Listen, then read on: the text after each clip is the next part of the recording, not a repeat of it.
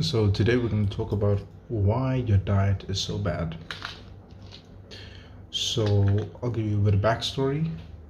Basically, when I was younger, not too long ago, about a year back, my diet was very, very bad in the sense that it was a lot of processed food, it was a lot of takeout, it was a lot of garbage. Most of the time, it was always just like fast food or whatever. That's what I'd buy because I was at the point where I had money.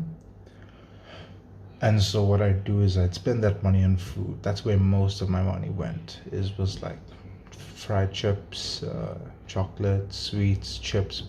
And now you get your quote unquote healthy alternatives, but junk food is junk food. You can't really change what junk food is. They say you have pancakes and healthy pancakes. If you have to say it's healthy in the beginning, you probably shouldn't be having it in the first place. Coke and Diet Coke, they're both bad. Water is best. Nobody goes and says, "Oh, this is healthy water. This is unhealthy." No, water is water. It's good for you. You don't need to put a prefix of healthy before it to say it's healthy. So here's the reasons why generally people have bad mental health. Sorry, why people have a bad diet, and that's the first point. Bad mental health. What happens is, generally for me personally, I used eating as cope. It was something that brought me comfort through like problems that you have in your family, and whatever struggles you go through, whatever stresses you go through, we all have our own battles. For me, I struggled with school a lot. School was something that I was never really good in, but you make progress and you get better at these things. I'm slowly getting better. But back then, I obviously didn't have the self awareness to understand, okay, you can actually improve this. I thought, I'm not good at school. It's like fixed. There's nothing I can do about it. I'm stuck. But through time, you can always improve everything. So the thing is, when you have bad mental health, when your mind is, you have anxiety and depression. And I don't mean depression in the sense where one day you wake up and you just feel sad. That's not what I'm talking about. I'm talking about just generally overall not being happy or having very feelings of anxiety when something happens. So if you have to take work to your parents, you get anxiety, or something like that. Everyone's individual. Sorry, this is a very individual thing.